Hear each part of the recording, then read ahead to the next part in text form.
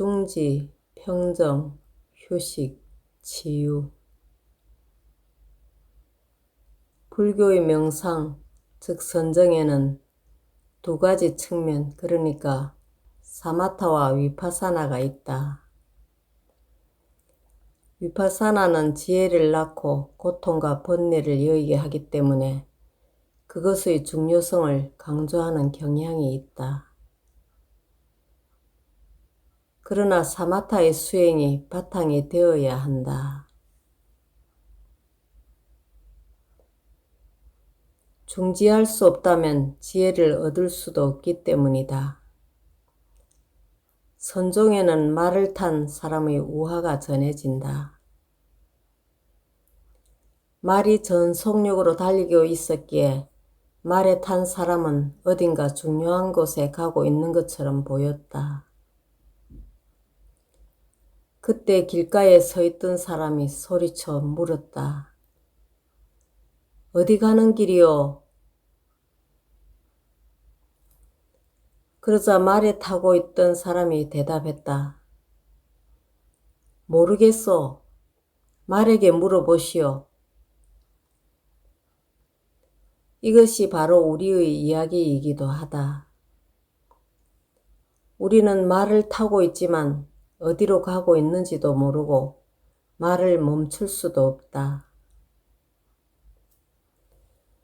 말은 우리를 끌고 가는 습관의 힘으로 우리는 그것에 저항할 힘이 없다. 이렇게 우리는 늘 달리고 있는데 이제 그것은 하나의 습관이 되어버렸다. 우리는 항상 심지어 자고 있는 동안에도 고심을 떨쳐버리지 못한다. 늘 자기 자신과 다투고 있기 때문에 쉽게 남과 다투게 되는 것이다.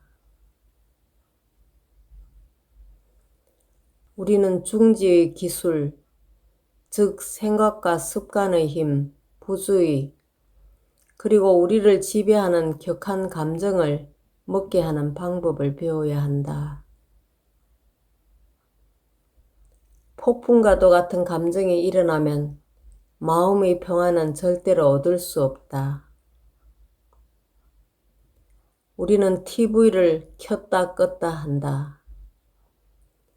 그리고 책을 들었다 놓았다 한다.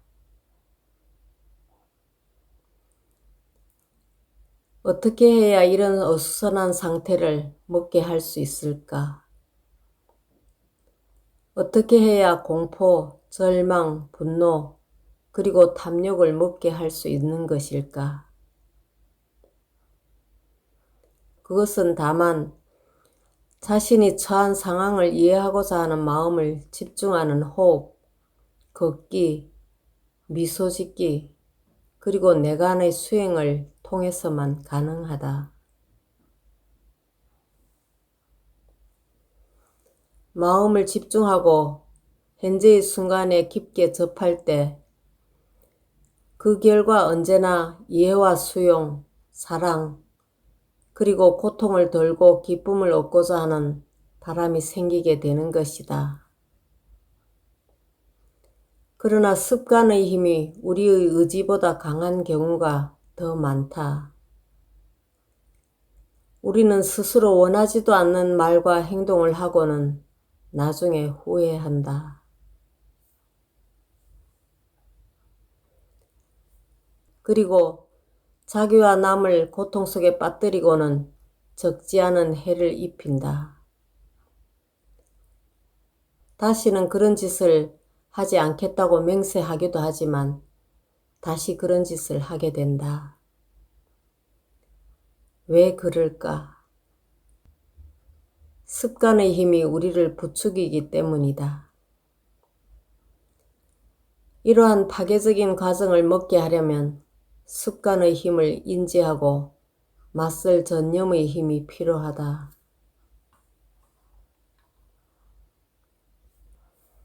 전념할 수 있다면 습관의 힘이 나타날 때마다 그것을 인지할 수 있는 능력을 갖게 된다. 안녕. 나의 습관의 힘이여. 나는 내가 거기 있는 것을 알고 있다. 단지 웃어주는 것만으로도 그것은 가지고 있는 힘의 많은 부분을 잃게 될 것이다. 전념은 습관의 힘을 인지하고 그것의 지배를 막아주는 힘이다. 부주의는 정반대의 것이다. 우리는 차 한 잔을 마실 때도 그렇게 하고 있는 것에 주의를 기울이지 않는다. 사랑하는 이와 함께 앉아 있지만 그이가 그곳에 있다는 사실에 주의하지 않는다. 걷고 있기는 하지만 그것은 정말로 걷고 있는 것이 아니다. 과거나 미래를 생각하며 어디론가 다른 곳에 있는 셈이기 때문이다. 습관의 힘이라는 말이 우리를 실어 나르고 우리는 그곳의 포로가 되어 있다. 이제 말을 멈추게 하고 자유를 되찾아야 한다.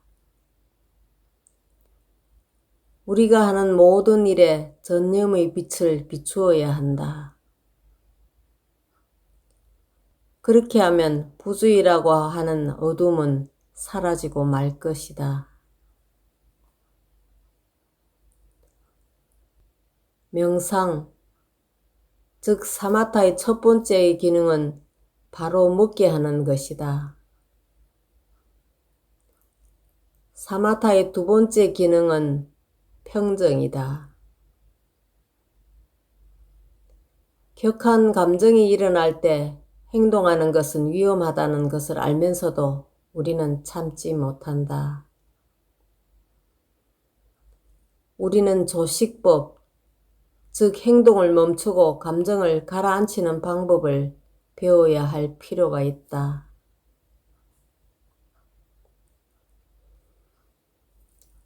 우리는 떡갈나무처럼 굳세고 단단해져야 한다.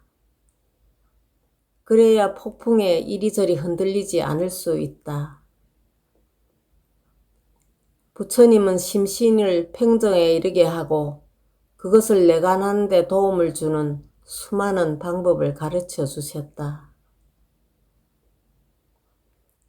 그것들은 다음의 5가지 단계로 요약해 볼 수 있다.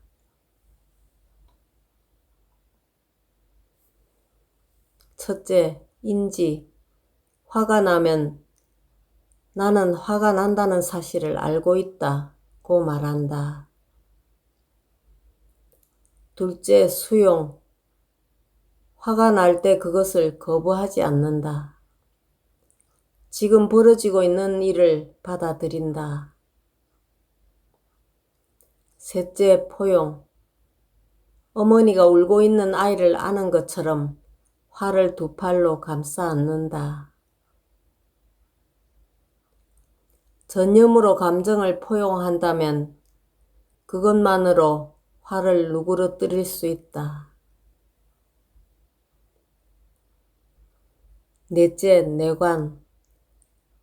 충분한 평정을 얻게 되면 도대체 무엇 때문에 화가 났던 것인지, 말하자면 우리 아이를 아프게 했던 것이 무엇인지를 알아보기 위해서 내관을 한다. 다섯째, 지혜. 내관의 결과 화가 나게 된 갖가지 주요한 원인과 부수적인 조건, 다시 말해 아이를 울게 만들었던 이유를 알아차리게 된다.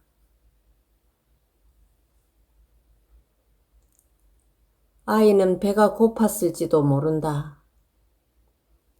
어쩌면 기저귀의 핀이 살갗을 찌르고 있었는지도 모른다. 친구가 욕을 해대는 바람에 화가 나기는 했지만 곧이어 친구의 아버지가 돌아가셨기 때문에 친구는 기분이 그다지 좋지 않다는 사실을 기억해내고는 화를 누그러뜨리는 것과도 같다. 이와 마찬가지로 고통을 야기하게 된 원인을 파악할 수 있는 지혜가 생길 때까지 곰곰이 생각해 보아야 한다. 지혜를 얻게 되면 상황을 바꾸기 위해서 해야 할 일과 해서는 안 될 일을 알게 된다. 평정 다음으로 사마타가 가지고 있는 세 번째 기능은 휴식이다.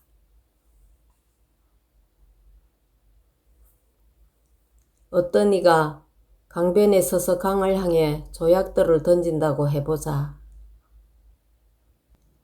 조약돌은 천천히 가라앉아 별다른 노력 없이도 강바닥에 닿게 될 것이다. 조약돌은 일단 바닥에 가라앉으면 물이 흘러가도록 놔두고는 계속해서 휴식을 취한다.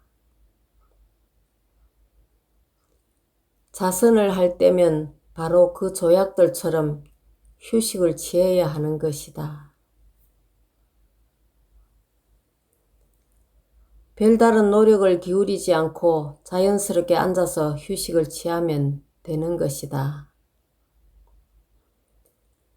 우리는 휴식의 기술, 즉 심신을 쉬게 하는 법을 배워야 할 필요가 있다. 심신의 상처를 가지고 있다면 휴식을 취해서 심신이 스스로를 치유할 수 있게 되는 것이다. 평정을 통해 휴식을 얻게 되고 휴식은 치유의 필수 조건이 된다. 숲속에 사는 동물들은 상처를 입으면 누울 장소를 찾아서 여러 날 동안 완벽한 휴식을 취한다. 먹이나 다른 것을 생각하는 일은 없다. 그들은 그저 쉴 따름이고 그렇게 해서 상처를 치유하게 된다. 그런데 인간들은 몸이 아프면 걱정만 하고 있다. 의사와 약을 구하려 들 뿐 가만히 있지 못한다. 심지어는 휴가 때 해변이나 산에 가서도 쉬는 법이 없다. 그래서 전보다 더 피곤한 모습으로 돌아오게 된다. 우리는 쉬는 법을 배워야 한다. 누워 있는 것만이 휴식을 취할 수 있는 유일한 자세는 아니다. 자선이나 행선을 하면서도 아주 잘 쉴 수 있다. 명상은 고된 노동 같은 것이 되어서는 안 된다. 숲속에 사는 동물들이 하는 것처럼 그저 심신을 쉬게 하라. 그렇게 하려고 일부러 애쓸 필요는 없다. 그 무엇도 얻고자 할 필요가 없다. 나는 지금 책을 쓰고 있다 해도 애쓰고 있는 것은 아니다. 나는 휴식을 취하고 있을 따름이다. 그러므로 여러분도 즐겁게 더 나아가 편안하게 휴식을 취하는 마음으로 읽어주시기 바란다. 부처님은 이렇게 말씀하신 적이 있다. 내가 가르친 법은 별도의 수행이 없는 수행이다. 스스로를 피곤하게 하는 일 없이 심신에 쉴 수 있는 기회를 준다는 식으로 수행에 임해야 한다. 심신을 쉬게 하면 그것은 스스로를 치유할 수 있는 능력을 갖게 된다. 중지, 평정, 그리고 휴식은 치유를 위한 필수 조건이다. 중지하지 않는다면 파괴 과정이 계속될 따름이다. 이 세상은 치유를 요한다. 개인과 공동체와 국가도 치유를 요하고 있다.